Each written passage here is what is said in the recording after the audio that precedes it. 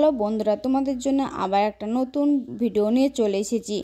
তো সোনা আর তার মায়ের কাছ থেকে তার বাবাকে আলাদা করার জন্য নিয়ে যেতে গিয়ে প্লেন ক্র্যাশ করে তারা আলাদা হয়ে গিয়েছে। তো একটা ভ্লগে তারাও দেখতে পেয়েছে যে একটা গ্রামে আছে, কুন্তলাও দেখতে পেয়ে গেছে। তো দীপা সেখানে পৌঁছানোর আগে কুন্তলা এবং সোনা সেখানে পৌঁছে যায় এবং কুন্তলা সেখানে গিয়ে বলে আমি তার স্ত্রী, এবং সোনাও তাতে সায় দেয়।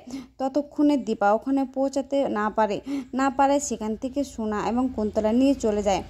কিন্তু সেখানে দীপা পৌঁছানোর পর যখন বলে এখানে আমার স্বামী ছিল, কিন্তু সে কোথায়, তখন গ্রামের লোকেরা বলে কেন, ওনার স্ত্রী এবং তার মেয়ে এসে নিয়ে গেছে। তখন বাড়ির লোক সবাই বলে দীপা তুমি আবার এইভাবে মিথ্যে কথা বললে।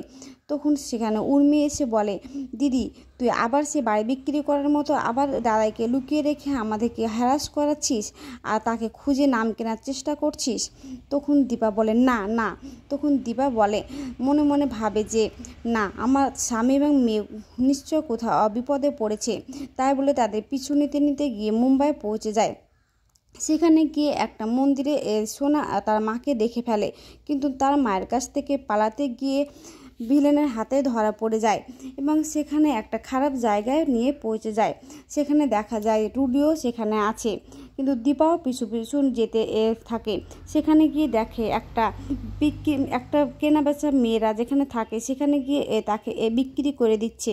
সেখানে গিয়ে দেখে রুডিও আছে তার কথা শুনে, কিন্তু সেখানে গিয়ে সূর্যকে দেখা পাওয়ায় বলে সোনা ঠিক তাকে নিজেকে বাঁচিয়ে নিতে পারবে, তার আগে আমাকে সূর্য সেনগুপ্তকে বাঁচাতে হবে বলে সেখান থেকে বেরিয়ে যায়। ততক্ষণে রূপা সোনার কাছে পৌঁছে যায় এবং রূপা সোনাকে গিয়ে বলে হিংসুকুটি চলো এখান থেকে পালিয়ে যায়, নাহলে ওরা আমাদের বিক্রি করে দিবে।